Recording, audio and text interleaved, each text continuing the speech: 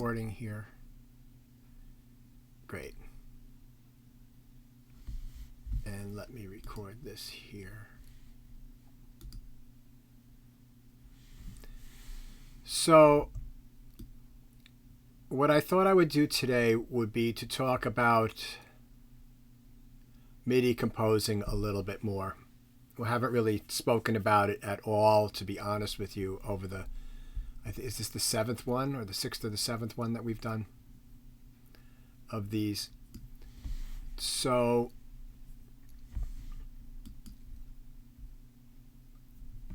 I have acquired over, quite a bit of time, a really extensive sample library. And I also have a collection of synthesizers, guitars, my acoustic piano. I have a Fender Rhodes. I have all sorts of things that I can make sound with and record sound from. And the issue with a lot of this stuff is that it costs money. And what are you really going to do, or how are you going to be able to use these things to actually generate income to justify the expense? Right? So for me, I justify the expense because I would purchase them when I'd get a project that I'd use them on. So I get hired to score a film, and I needed a certain sound in that film, and I'd go research, and part of my fee would be reinvested into purchasing sample libraries that I could use to score the film with. So, after 90 films, right, you could see that I can sort of justify that stuff. That being said, what a lot of the big sample companies today will do is that they will offer almost like a gateway. Oh, something? I should have the... give me 1 second. Let me get the...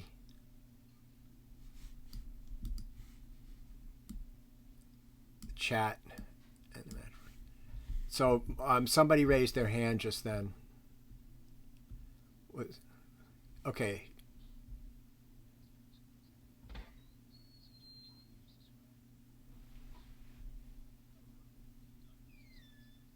Oh yeah, yes, but you don't just you don't just take them off the top. In other words, if I spend $100 on a sample library, they don't just take $100 off my income. They take a certain percentage of that, and it gets depreciated over several years.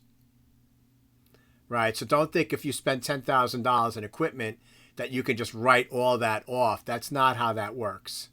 You could take a percentage of that, and I don't know what that is off the top of my head. And then every year after that, for a few years, they depreciate more and more of it.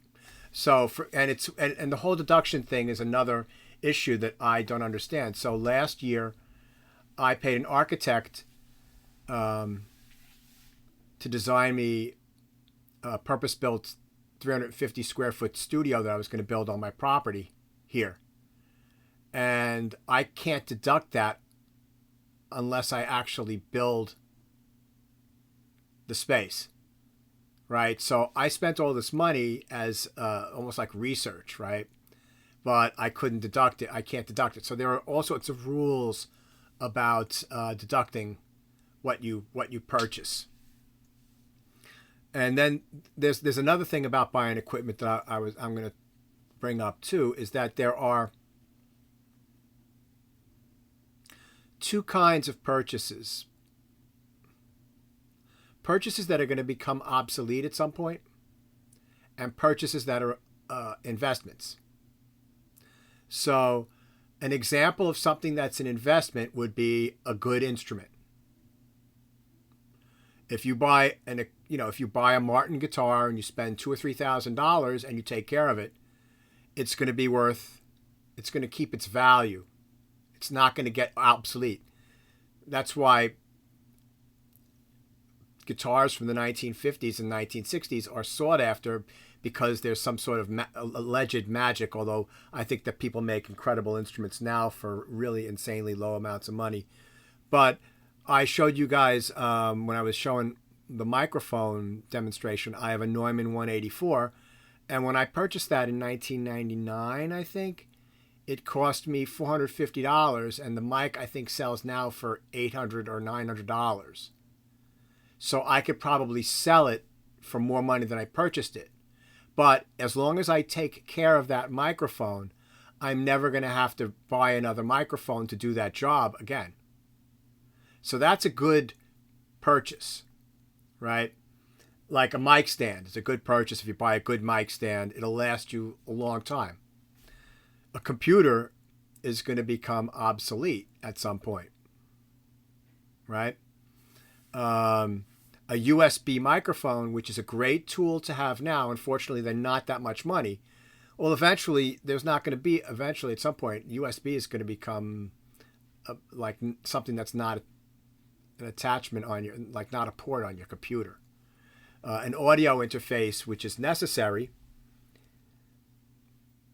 Well, my first audio interface that I bought in 1996, I couldn't. There's no technology now that I can use that with, like the way you connect it to a computer. That doesn't exist. The fidelity was horrible. It was some sort of Digidesign, Pro Tools, something or other. I forget what it was. My main audio interface now, I bought it 3 years ago. I spent a fair amount of money on it, and I'm hoping to get another 5 years out of it before something comes along that's going to sound significantly better than it. And then I'll just sell it, right? So the issue becomes, if you spend money on equipment, what are you going to get out of that expenditure?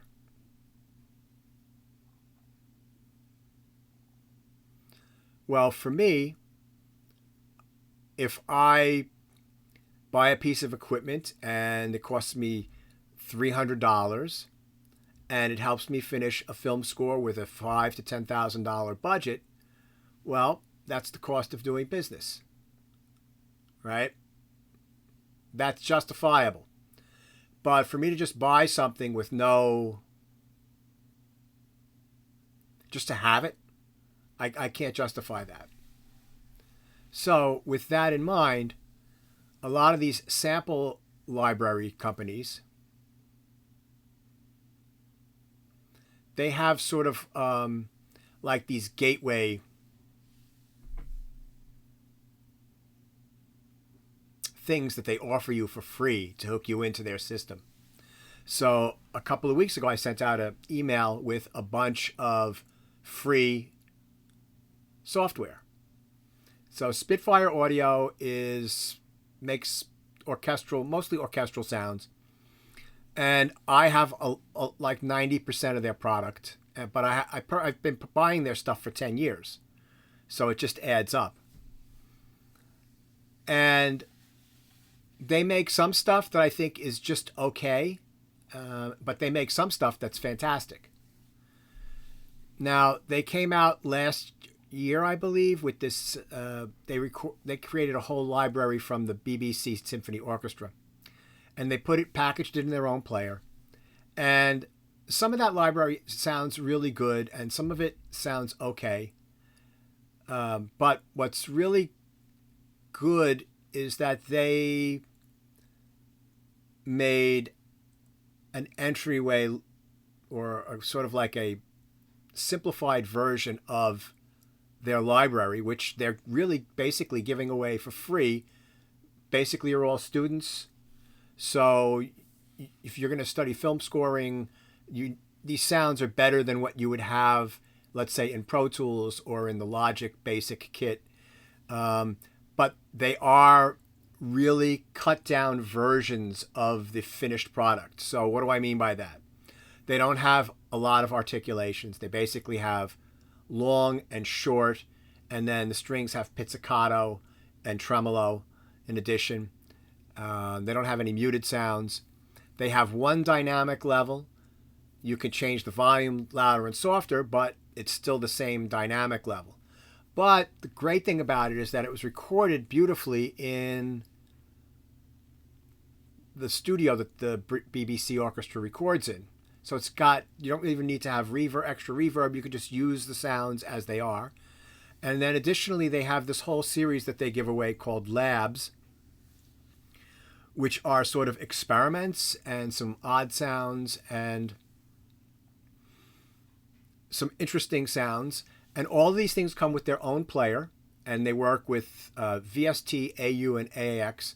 So they work on any sequencer. So if you use Ableton, it works in Ableton.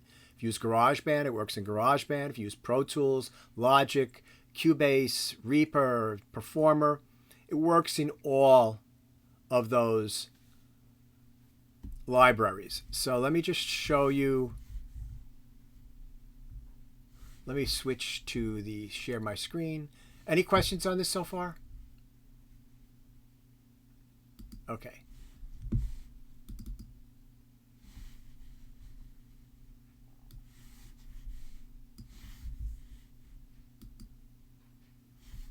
Everybody can see the Pro Tools, correct?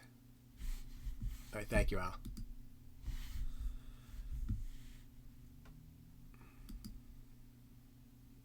So this is their player, right? So this is the flutes, and you have long and staccatissimo. And this is one of the issues I have with this, with the full version of it, is they've got staccatissimo, which is incredibly short, but they don't have staccato, right? They should have all three. They should have both. There's like if you're writing for strings, there's a difference between spiccato, which is bouncing on the bow, and staccato. There's a different sound. It's a different note length. It sounds different.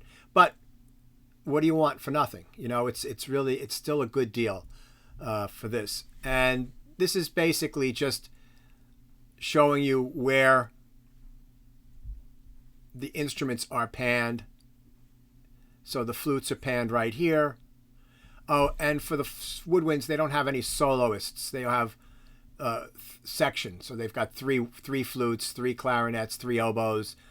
They've got 3 bassoons, 3 trumpets, 3 horns, 3 trombones, 2 bass trombones. They do have a solo tuba. But let's see if I were to just play this here. Whoops, excuse me.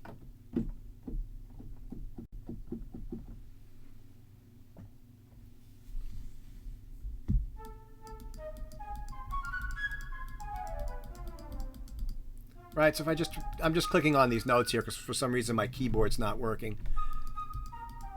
And I don't feel like getting under the hood to check it out. You know, it's a pretty good sound. If I were to do the oboes.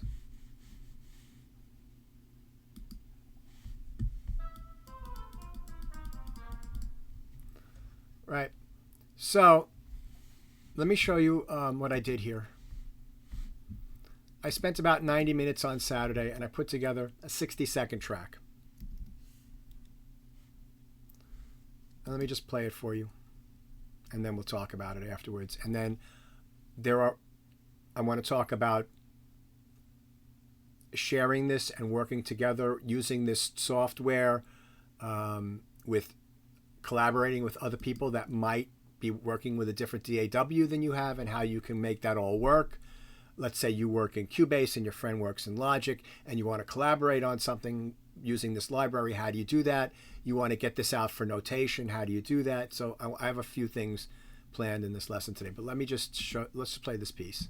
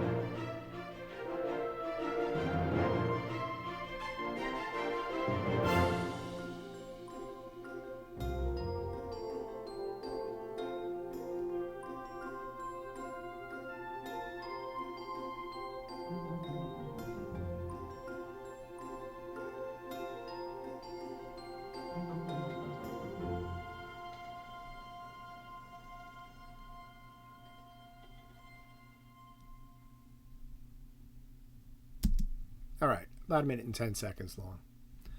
It's, you know, it's an okay piece of music, but it will help me show you some of the stuff that I do here to make it sound a little bit more expressive.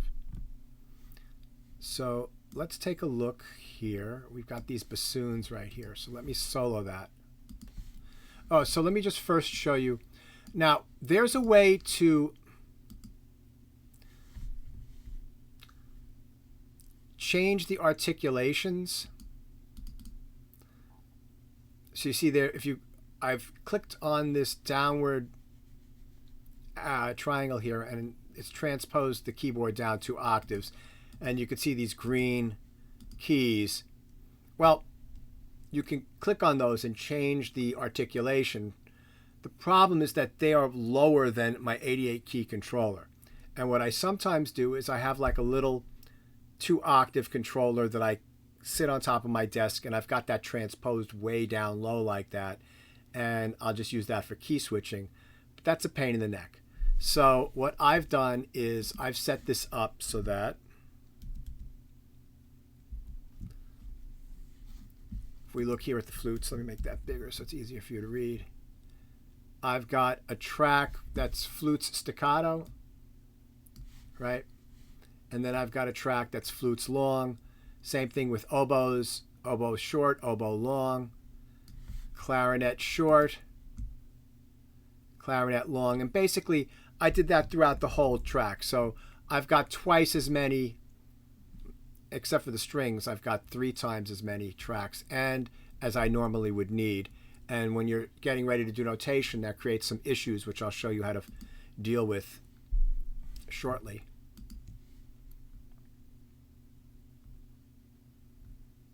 And then I didn't have to do that for the pitched percussion because they're all 1 articulation each. So I've got harp, celeste, tubular bells, marimba, xylophone, Glock. Then I've got timpani, and then they've got 1 instrument that's assorted percussion, untuned.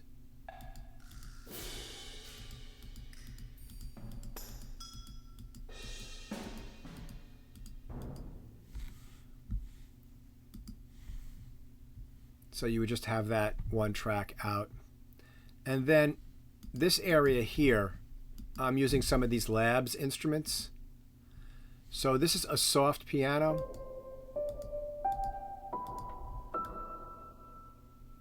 It's basically a piano, an upright piano, and they've taken a bunch of felt and they've put it between the hammers and the strings to make it muted. And it had a lot of low-end information in it, so I put a high-pass filter on it to get rid of some of that, so it fit in the track. And what's nice about these is that they come with their own pretty good built-in reverb. So if I leave this dry, and then you could just turn up the reverb. I wanted this to be really wet.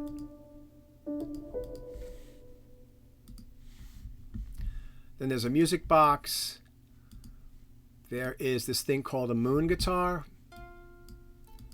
which is an Asian instrument. There's a charango, which is a Central American instrument, I believe. It's 4 strings. They're double.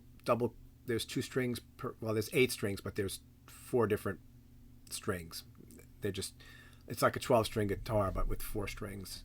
And I don't know what the tuning is, but it's pretty high pitched.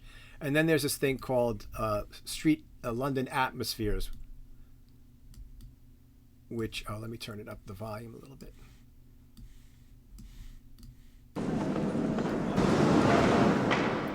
It's just recordings of London, noise in London.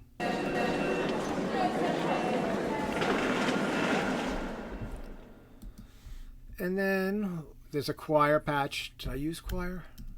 No, I did not use the choir. And then I've got violin 1, I've got long, spiccato, and pizzicato. Same thing for violin 2, violas, cellos, and upright basses. And then I'm using these Labs strings at the very end, which are kind of cool. They've got, let's listen to these.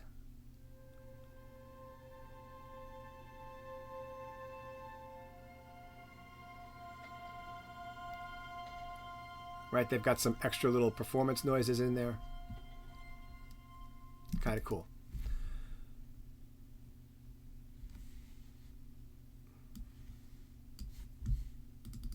So let me just show you something on the violin.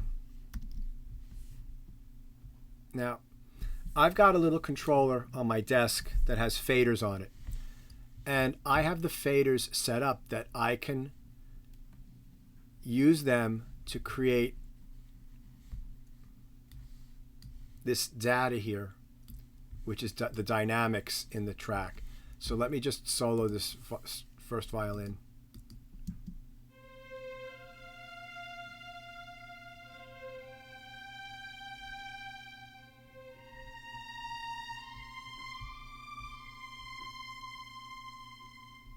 Right, so all the volume swells, I sort of played in with my left hand, moving the faders while my right hand played the keyboard. And then you can just go back and tweak, you can using the pencil tool, and you can do this in any DAW. So if I wanted to actually fade that first note in, I missed it, I could just go back and fix it. Well, let me make it a little bit more.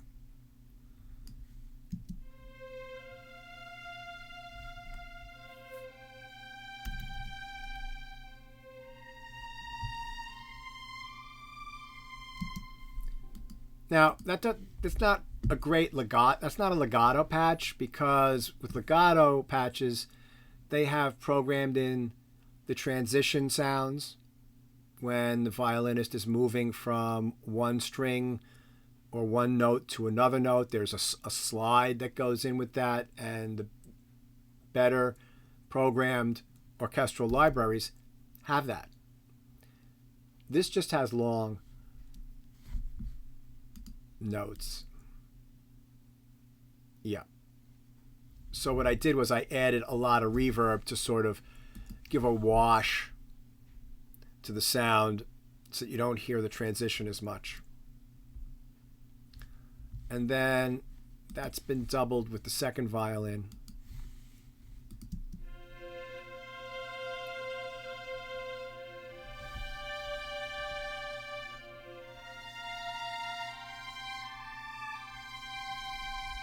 And again, the thing with that is, you can see here on the second violin, again, more of this automation. And if you're going to work in Midi, doing this stuff, taking the time to go in and draw in all this stuff is really essential to making the track expressive. Performers animate their sound. Right? A wind instrument, the sound has motion to it. It just doesn't play and become static. The player changes the sound over the duration of the tone. Vocalists do it, violinists do it, brass players do it. Hard for a percussionist to do it on an instrument that has a sharp attack and your hands aren't really on the vibrating mechanism, or your mouth isn't on the vibrating mechanism. Hard to do, but really good people, musicians, find a way to animate their sound. There are tricks that you can do when you're playing like the piano to make it sound animated. And good instrumentalists will know how to do that stuff.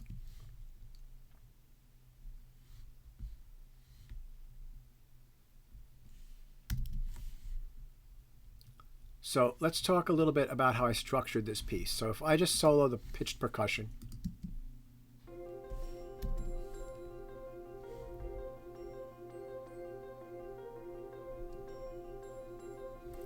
Right, so this is very simple. I've got this ostinato in the harp.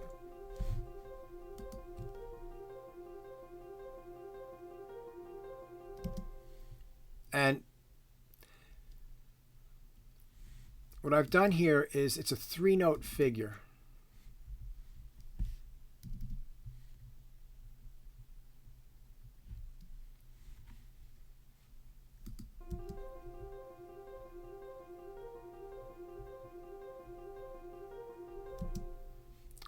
And there are ways to break up eighth notes into groups of 2s and 3s. And typically what you find in a bar 4/4 is that you've got 1 2 3 1 2 3 1 2 1 2 3 1 2 3 1 2. that gives you your 8 eighth notes. And that typically bop, bop, bop, bop, bop, bop, bop, bop, bop, bop, bop, bop, right? You hear that kind of rhythm in all sorts of music. So what I've done here, though, is I've broken it up into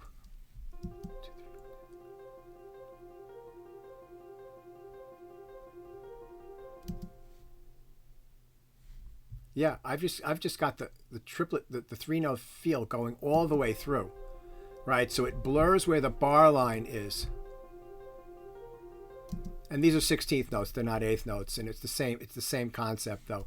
But as you could see, they're just constant 3-note patterns. And it doesn't land back on the 1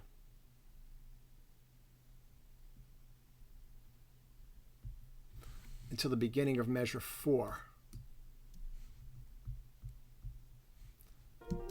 So if I go 1, 2, 3, 4, 1, 2, 3, 4, 1, 2, 3, 4, 1, right? So there, right here, it lands back on the 1. So that's what the first thing I did was make this it sounds very simple, but it's a little bit more complex than that when you get under the hood. And then complementing that, I've got these marimbas, right? That's the 3-3-2 breaking up of the measure, and then you combine those together.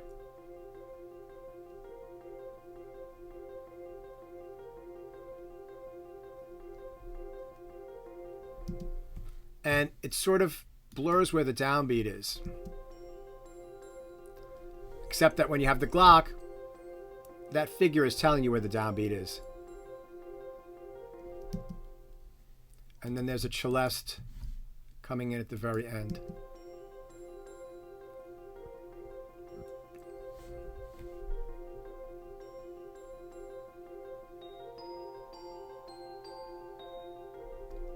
And that's sort of an answering phrase. Now, along with that, I have this moon guitar, just playing a couple of notes here and there.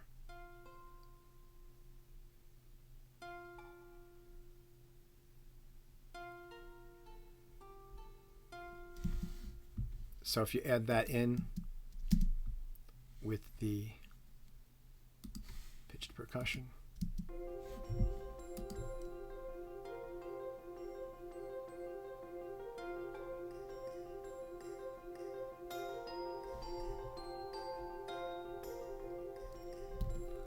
So that ostinato sort of is the motor behind the piece. All right. I do stuff like that in my writing constantly.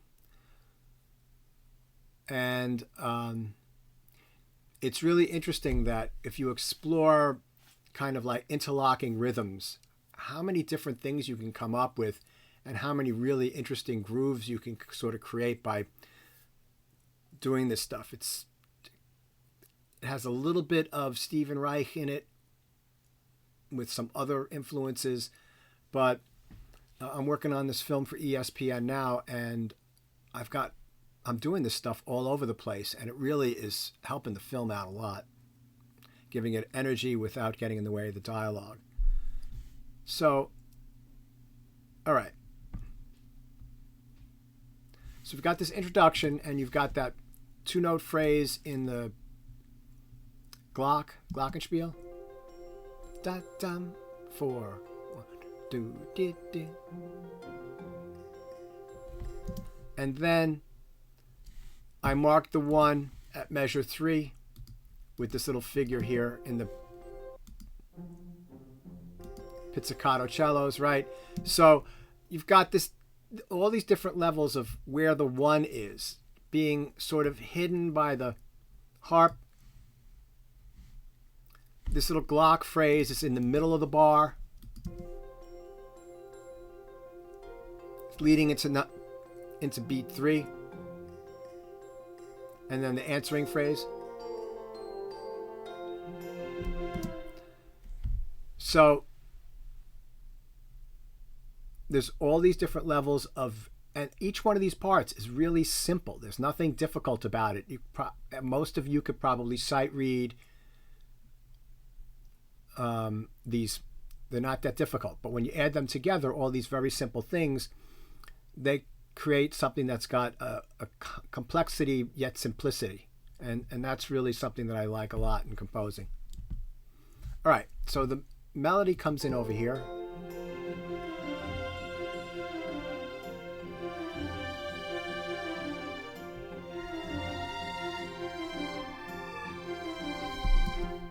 So what am I doing here? Let's look at the cello first, which is right here. And the cello takes over what sort of enhances what the marimba's doing. Oh, I don't need this note here. Huh. Whoops. Okay. So on the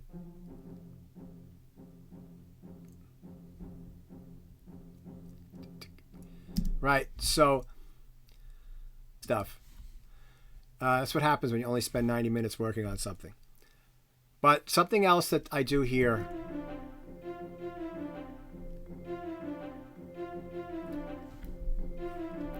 in the viola, I'm going to cut that last bit out when I put the video up so that nobody else sees this. Anyway, seriously though, another thing that I'm doing here with the violas, again, is I'm avoiding the downbeat. So I'm phrasing into 2 and 4 with this little descending tetrachord. Yeah, there's a fancy word for you.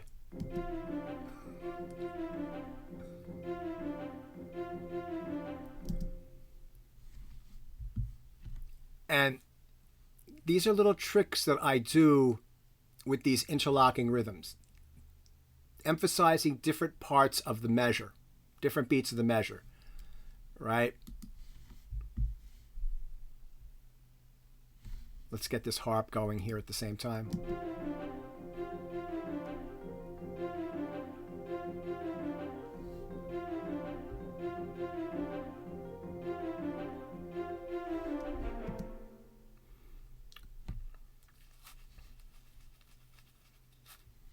And that gives a really nice bed with which the violins 1 and 2 can play this little melody here.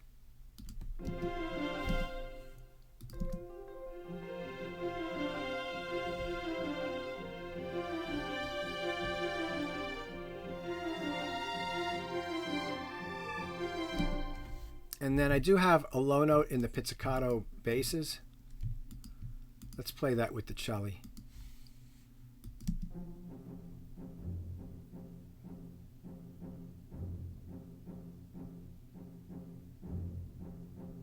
Again, not emphasizing the downbeat.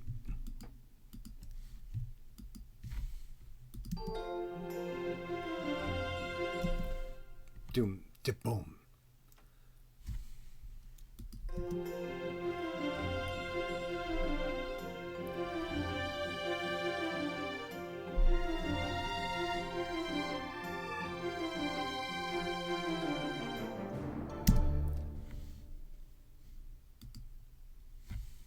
How many of you have played reggae live in your life? My very first recording, professional recording, in the summer of 1980, before most of you were born, before your parents met, some of you, I had a summer gig between semesters at Queens College playing in a band called Straight Up. And we had 5 afternoons a week on the boardwalk of this place called the Neptune Beach Club in West Hampton Beach. And then we played 6 nights in clubs. And we were a jazz funk reggae band. So we played music by Tom Scott and the LA Express. We played some tunes by Spyro Gyra. We played some tunes by the Headhunters. We played some tunes by Return to Forever. We played on Broadway by George Benson. We had the conga player also sang. And then we played a ton of Bob Marley songs. And in reggae, there's 2 ways, there's 2 beats. There's 1 drop and steppers. Steppers is that Stevie Wonder song. Boom, do-do-doom, do-do-do-do-do-do-doom. The bass drum is on all 4 beats, right? If you listen to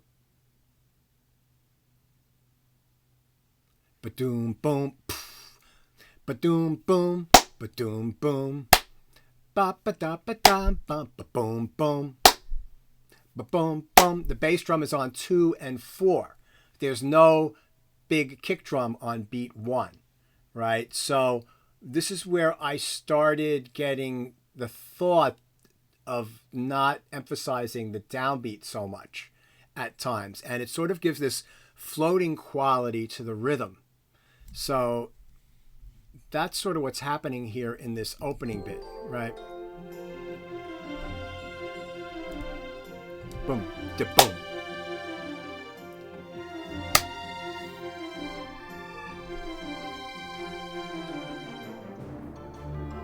And then finally at measure 9, there's a big hit on the downbeat with that scale in the violas and celli that leads to, where's my timpani? Here we go.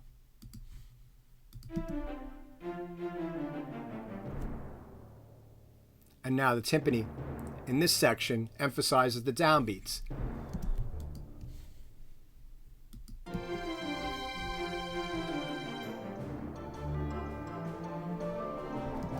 And now I'm in a new section and I changed the orchestration. So in the first time, the strings had the melody, and now the second time it's in the winds, sort of.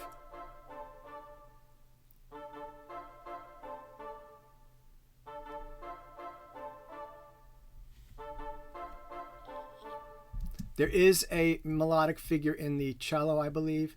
Yeah, so I've got this long sweeping line in the cello.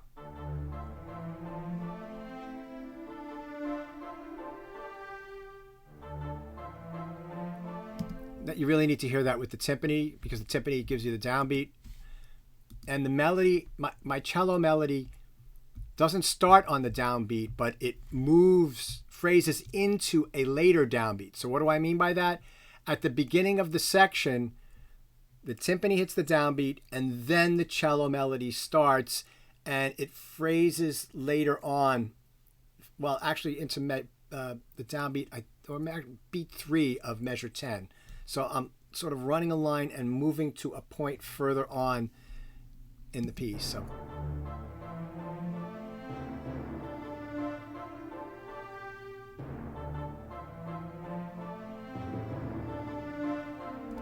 Right, so it does sort of phrase into the downbeat, and then there's a little tag afterwards in that melody. Do do do do do do dee da do da da. Right, my singing is horrible, but da. There's the downbeat.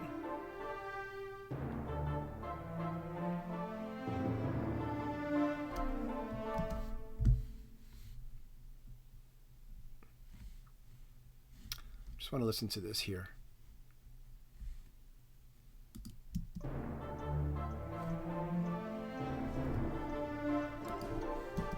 So I've got this little music box. Right, keeping the 3-3-2 rhythm going. And this is, again, this is from the Labs free music box. It's really beautiful sound. And that's being doubled by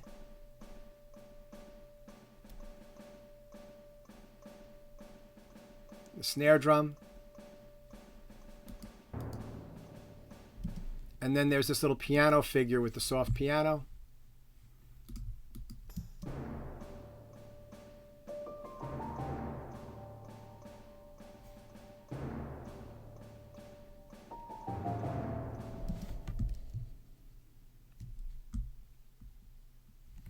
I'm going to add the cello melody and hear how that all fits with that.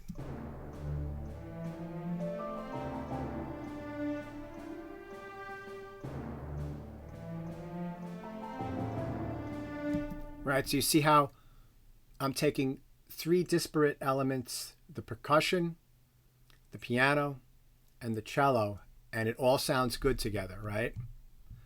What if I did this? I took the cello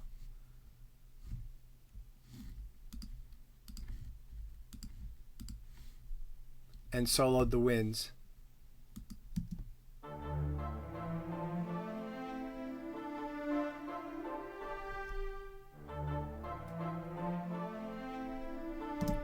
That sounds good. This is another point about my orchestrations. Let's say we take the harp and the winds.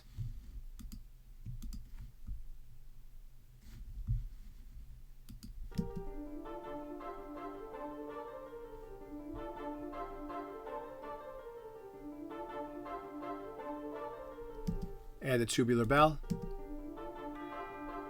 Again, not on the downbeat.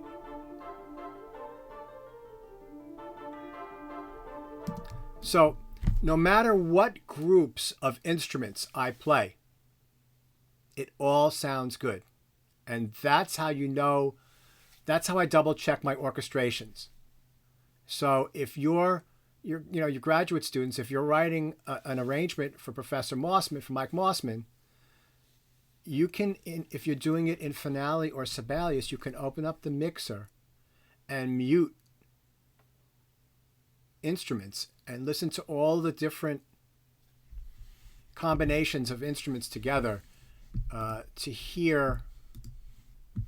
Give me 1 second here. To hear if your arrangement and your orchestration is good. Chat. Okay, I need to see the chat window. Master Blaster, live up yourself. Thank you, Al. I didn't have the chat window open. And this is what I do to double check. Now, I also start to introduce here some brass. I've got the tuba. 1. On 2 and 4. So that now if I played the timpani and the tuba,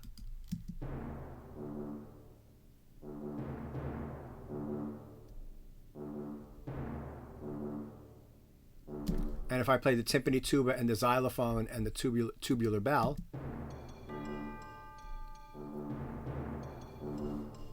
and I add the harp,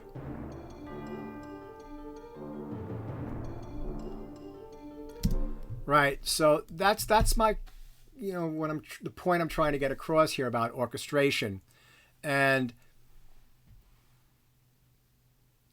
how important it is to getting the point of your piece across. All right. Let's move forward to the next section here.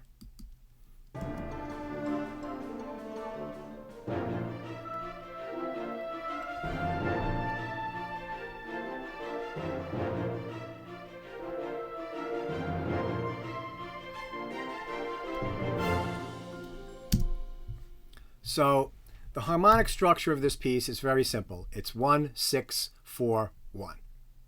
Right? I start off in F major. When we go to this section, we're in B flat.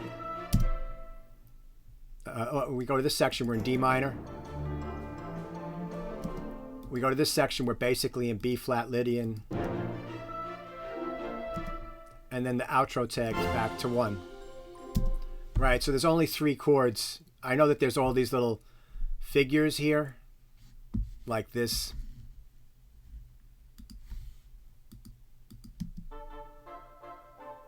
And those are chords, but they're all over a D pedal. Right? They're kind of like So What is all in D minor and E flat minor, even though they're moving those 2 chords around. It's the same concept. So let's take a look at what I've done here, and we'll go to the brass, because this is really the first time the brass comes in.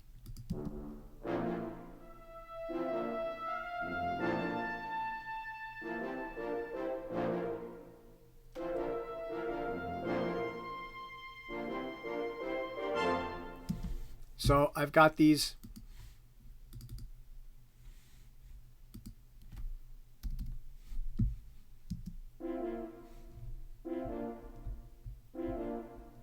ooh, that note shouldn't be there. Goodbye.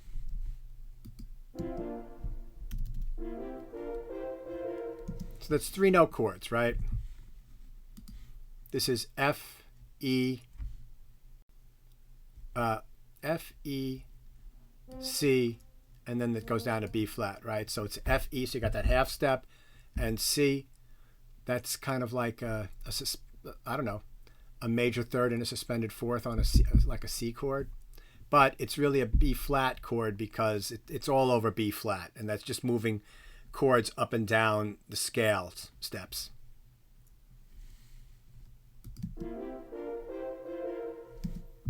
And then I think that the trumpets are not doing anything. We got short bones. Doing the same voicings, just the same notes, just voiced differently and in a lower octave.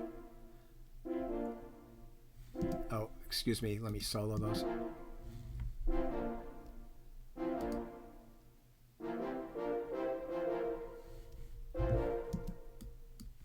So, going along with my previous concept, if I just do there is no pitched percussion there. So if I do, okay, so the violin 1, violin 2, and viola, and the brass, just those instruments.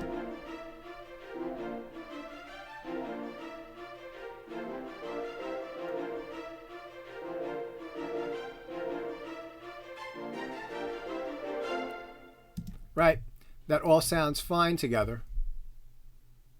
And then there's a little phrase here with the trumpet and the winds.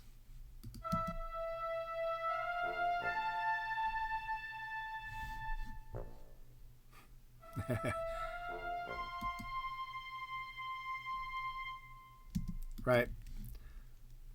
So if I were to solo those and the strings, let's start at the beginning of the measure.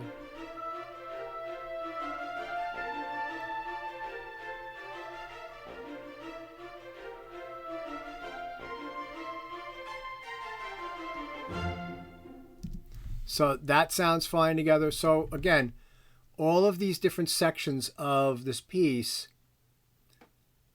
all the different choirs in the orchestra work together. Subsets of those choirs work together. What do I mean by that? So if I just take the viola, so the viola, let me just see something. Violin 2. Okay, so violin 2 has a little bit different melody, but if I take violin 2 and the horns,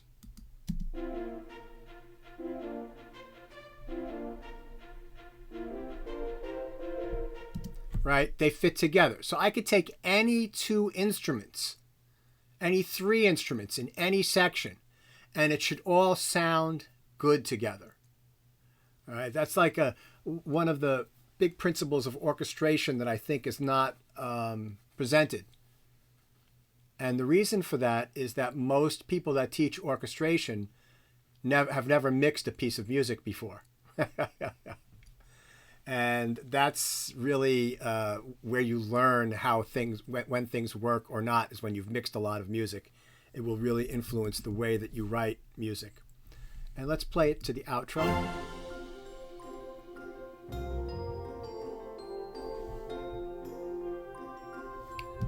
So I've just added in the assorted percussions, castanets.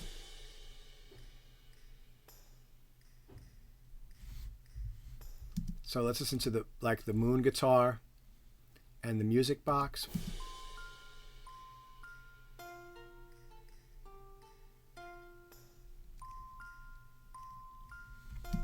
Add the Glock to that.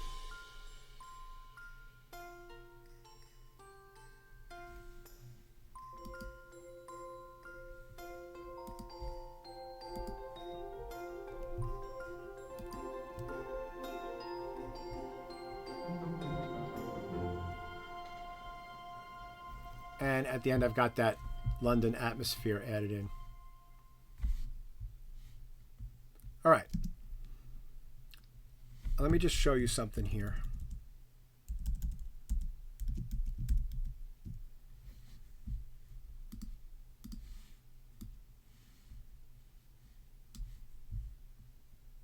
So now we're looking at expression. And you could see that in a lot of these tracks, right, there's work done, not in the spiccato tracks, the short tracks, because that's done with velocity, but there's a lot of controller work.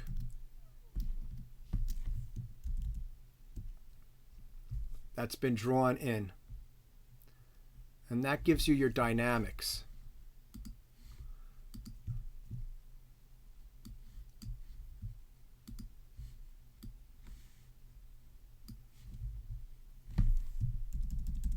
Okay. Now, like I said, this took me 90 minutes to do. It's not a big deal. I just started laying down this harp part, and then everything else just sort of came after that.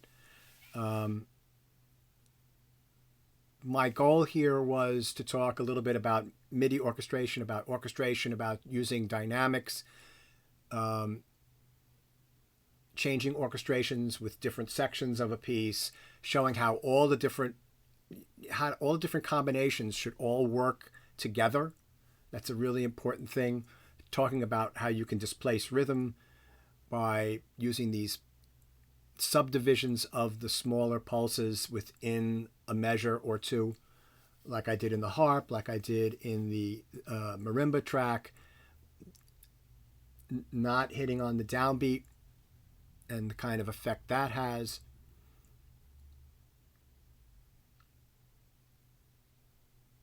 And even things like contrasting melodic, the speed of the notes. So if I take just the violins, right? My first violin theme is very slow. Long notes.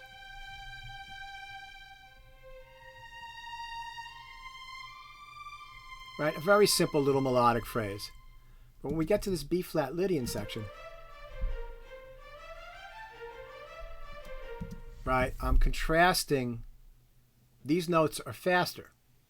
Right? I'm just trying to be really simple and not talk theoretically. I'm just, long notes, short notes.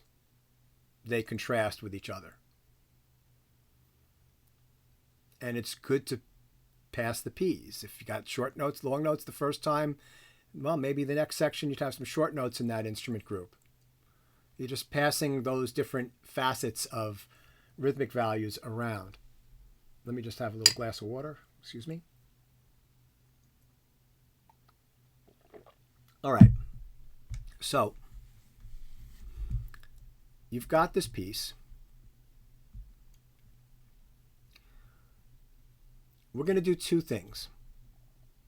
You're working on this piece, and your friend also has the BBC Discover, which if you guys anybody's going to take film scoring with me, you should next semester. You should definitely download this, and you should just all have this if you've got the space in your hard drive, and start playing around with writing orchestral music. It's really a lot of fun.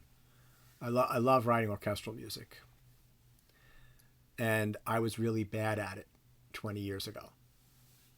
But constantly doing it, you get better at it. But you want to share this and work on this together with a friend of yours, right?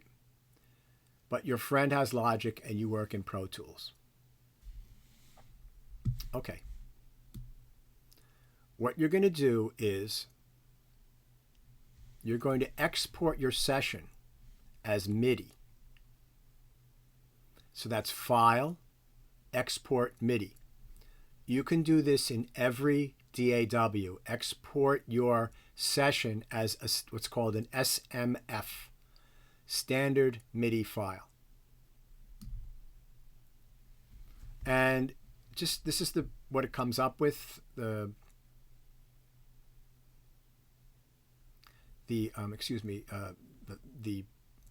default settings. MIDI file format is 1, parentheses, multi-track. No, you don't want single track. This is multi-track. You want it to start at the session start, and you want to apply real-time properties. That's something I haven't taught yet. There's ways to affect the notes in real time. Let's say you could quantize things without actually using the quantize function by using something called real-time properties. which is another lesson. And then you click OK. And then I'm going to save this as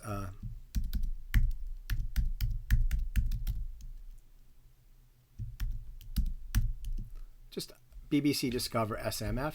Save. Okay, I'm not going to close this. I'm going to hide this.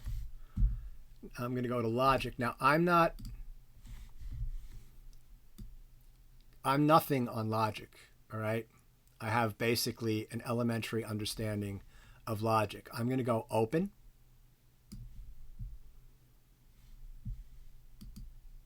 And on my desktop, it says BBC Discover SMF. Open.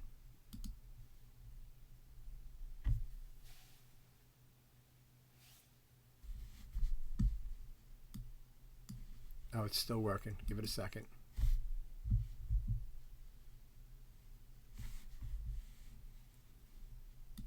It's fine. Don't worry about that. And here you have your session. It's all in there. Notice it's even got all my markers. All right. Then it all defaults to a grand piano. So what you then would have to do is, and I'm going to do this with the harp, the celeste, the tubular bell,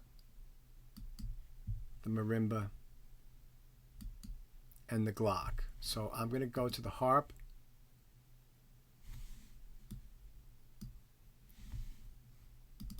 I'm going to have to rename this harp. Hey,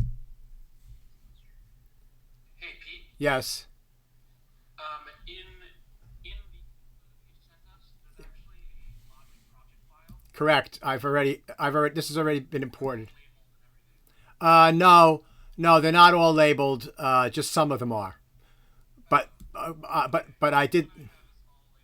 Oh, it is? Okay, but I don't think I loaded in all the instruments. I only loaded in these here, the pitched percussion. So you would have to go through and load in all the instruments, and then you would have the exact session that I have in Pro Tools. So, okay, so in Logic, you just go right here, and let's see. Right here it says ESX24. You don't want that. You want to go down to Audio Unit Instruments and Spitfire Audio and BBC Orchestra Stereo. And it's going to take a while because it's going to load up for me the professional version. And then I'll just have to switch it to Discover, which is not a big deal. But the good thing is if your teacher has the professional version, right, you can get a better sound from your demos. So let me move this to Discover. Boom. And then so this takes a couple minutes, right? Harp and celestes, load that in. Good.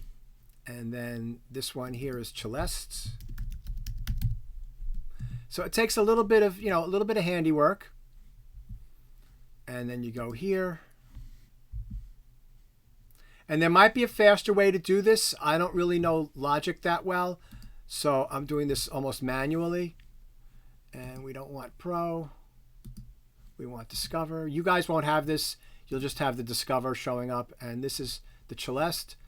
So if I go to percussion, pick harp and celeste, load, and then switch to celeste by clicking on it right there. Right, so if I were to just play right now the harp and the celeste, you'd hear, here we go. Right.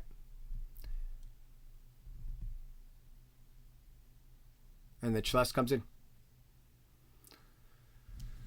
So it's basically my mic, everything that I've done gets put into the MIDI part, and you would just have to load in all the instruments. And then you could make some changes and send SMF back to your friend, your collaborator, and then they would just have to copy and paste the MIDI onto the original track. So in other words, all these extra tracks would load into Pro Tools, and then you just copy the MIDI onto the you copy the spiccato strings onto the spiccato string track, and then you would just take all those new tracks you imported after you've copied all the information onto the appropriate track, and you just delete those. So it's a little cumbersome, but it can work. All right. Now, any questions on that? Oh, Irene, if you have both audio and MIDI file. Yes, and so Irene, what you would do then is you would take your audio files and you would make a stem. That's good. I'll show that when I go back to Pro Tools. I'll show you how to do that. All right. So I'm going to close this out right now.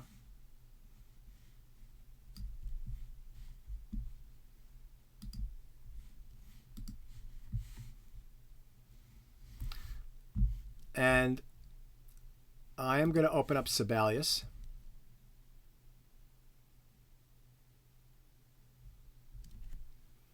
So you've written a piece and you want to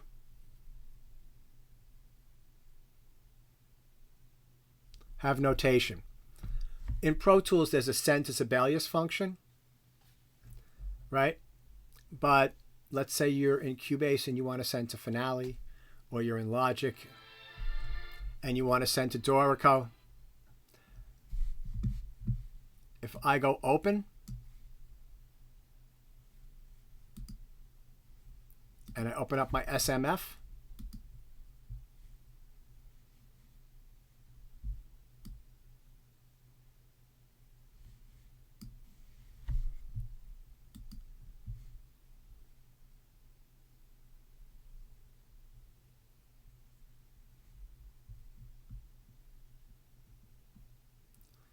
okay, so there's a lot of problems with this. All right.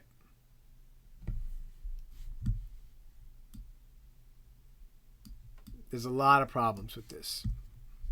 This is a mess right here. Why is that a mess? Because there's too many rests. So you could fix all that stuff in Sibelius, but for me that's very cumbersome. So let me just show you what I do. And let me show you what the problem is. Whoops.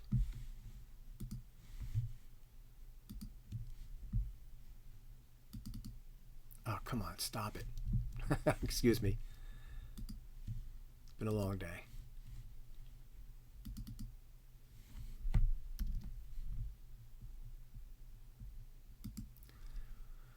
I just played these in. They sound good.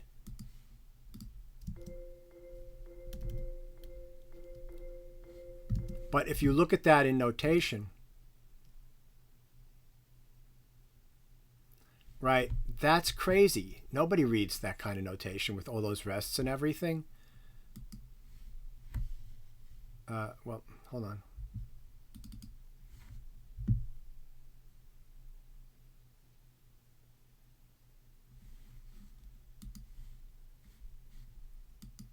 In order to fix that,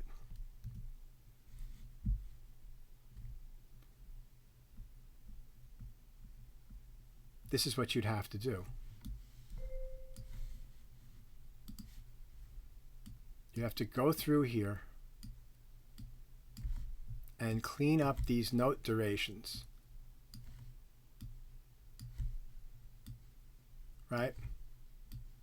There are faster ways to do this. So, for example, I could call up this window here, right? And I could do legato with gap and make my gap be 0. And then I could do something like this, right? I can select those notes and I can apply, and then boom, it fixes it.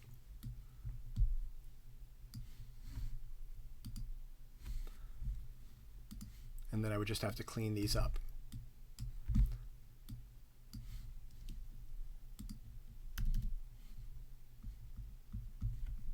So now if we look at that, if we look at the notation now at measure 1,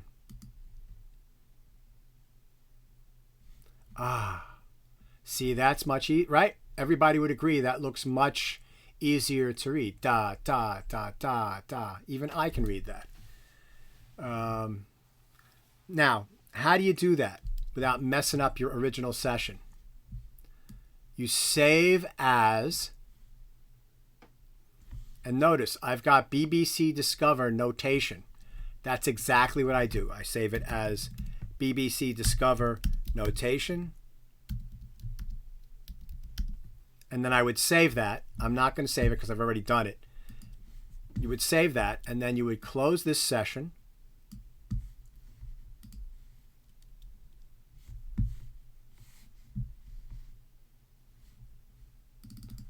And you would open up your notation.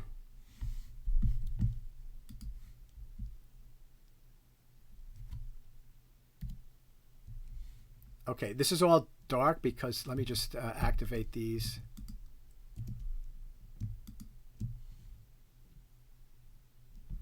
Give it a second to activate all those plugins.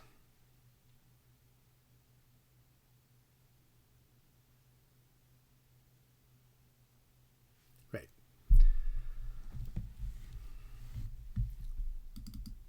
And let me take a look at let me show you what I've done here.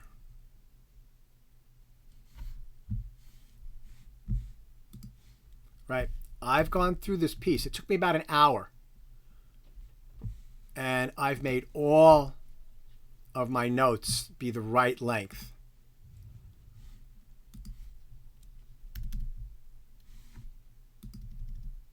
You see that? They all look right in Midi, and then when you make notation, look at them in notation, it's all the right notation. And then I would export this as Midi. Whoops, excuse me.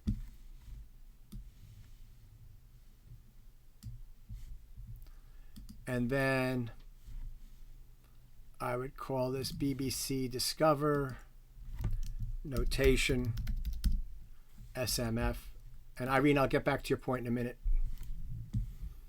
And then I can close this down, and I can open up Sibelius again. Open notation SMF.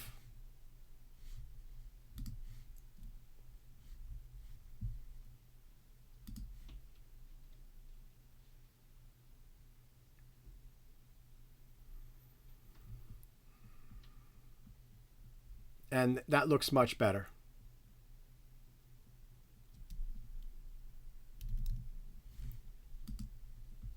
Let me get this right. Oh, I made a mistake. See, there's stuff here that I didn't do right down here.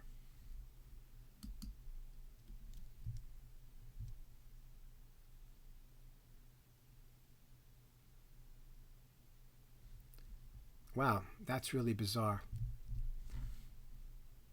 Okay, so what you're going to have to do is you'll still have to clean up some stuff. So, for example,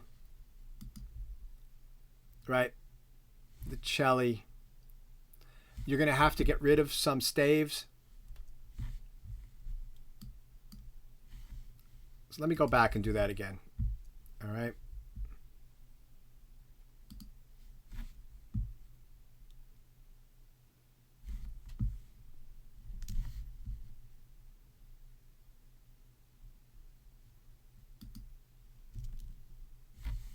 So for me, what I would do right now is I also took all of, the other thing I did too is I took all of the sounds and I pasted them onto one track. So in other words, I had flutes long and flutes short. I'm sorry, I'm a little discombobulated for a second here. Right, I pasted all the flute parts onto one track. So that I now have, instead of like 60 or 70 tracks, I've only got 30 something tracks of instruments. So let me just send this to, let me just open this up, these tracks here in the score editor, right?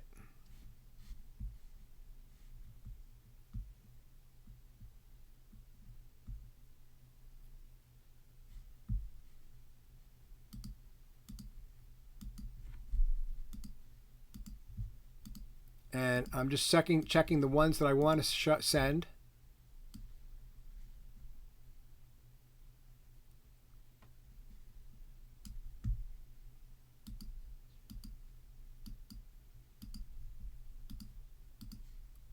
Somebody had a question? Okay. So I've got all these. See, even this looks pretty good right here. It doesn't have any articulations on it. And so then this, I would just, in Pro Tools, I would send this to Sibelius.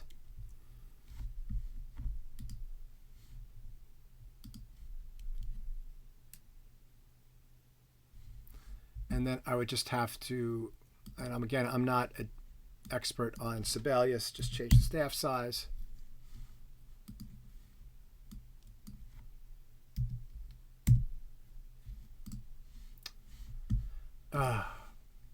Something.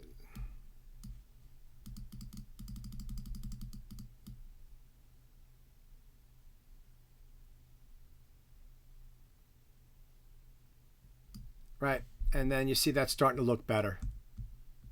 And then you can go through this, like, for example, there's 3 bars up front, which we don't really need. So we could just get rid of these.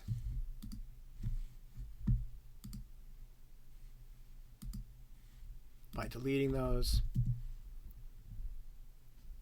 And then you could set up Sibelius so it only shows it hides the staves where there's no music. So, and then you could work from here and add all your phrasings, all your dynamics. You could group your systems together and all that. And then you can get a nice notation from this. All right, so those are some strategies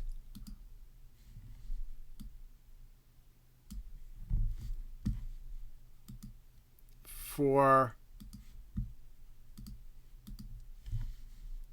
give me 1 second.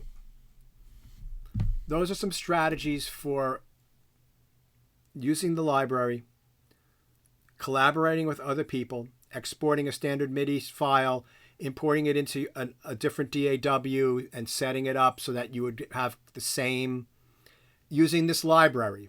That's one of the good things about this is it's free, everybody could have it, and you could be set up and be working with other people and collaborating. Now, Irene had a question if you had audio tracks. So let's talk about that for a second. So just for fun, let's say that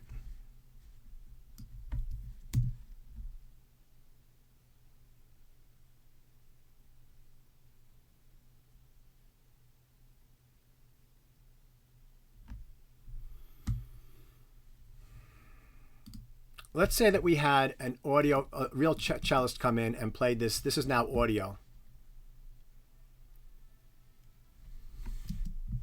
Now there's something called OMF right here. That gets really complicated.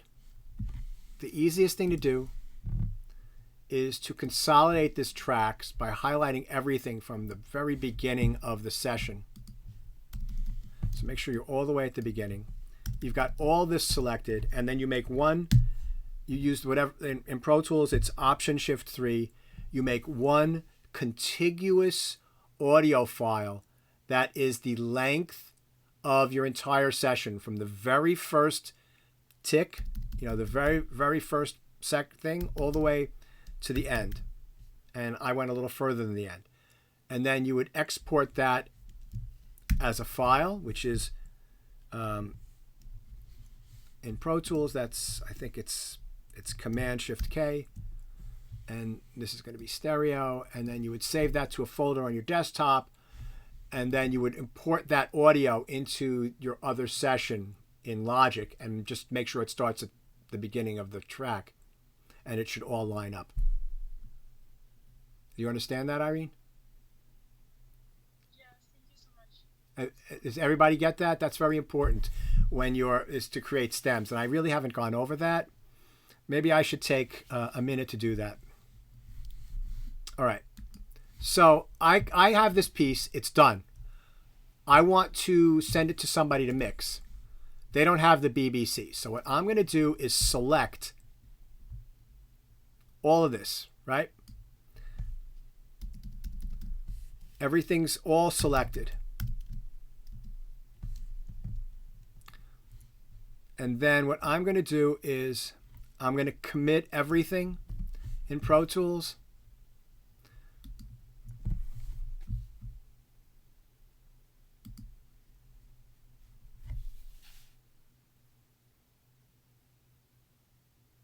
So this is going to make every instrument track into an audio file that starts at the very beginning of the session and they all end in the same spot.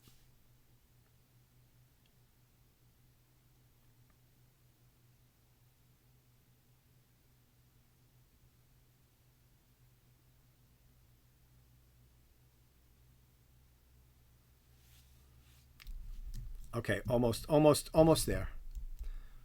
Right, they didn't actually do exactly what I wanted, but now you could just do your Option Shift 3, and now you've got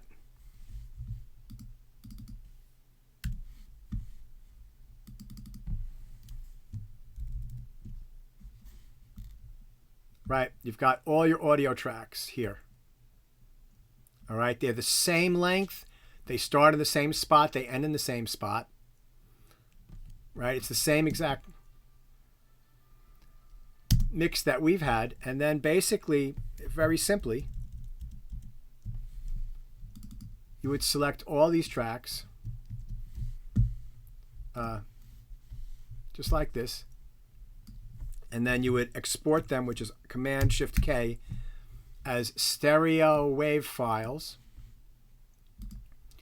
I'm going to choose a folder on my desktop. Stems. STEM stands for Stereo Masters. Right?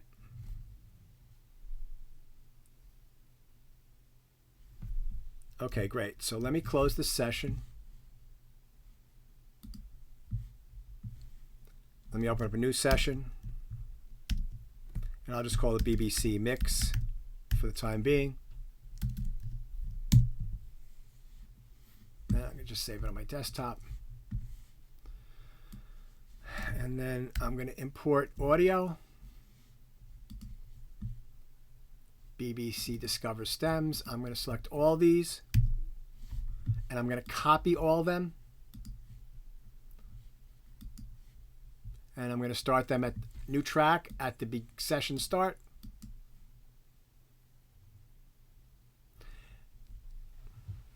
And then now, the only thing somebody would have to do is they'd have to order them winds, brass, percussion, and strings.